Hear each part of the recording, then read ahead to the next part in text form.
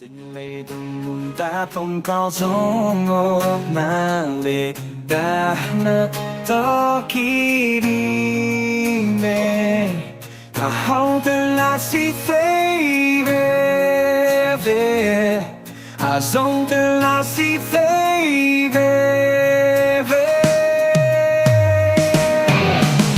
xin anh khen đây đâu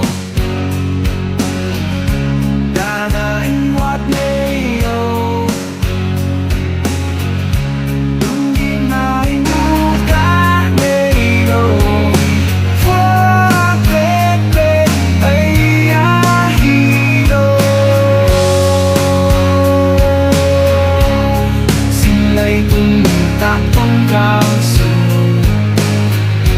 không là lẽ đã na tổ khi đi lên à hậu là si tê về về à hậu là si tê về về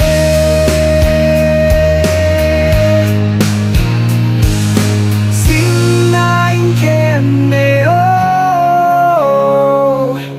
đã là anh hóa này lâu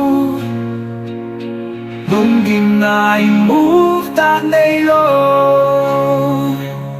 ai phát tết tết cây ai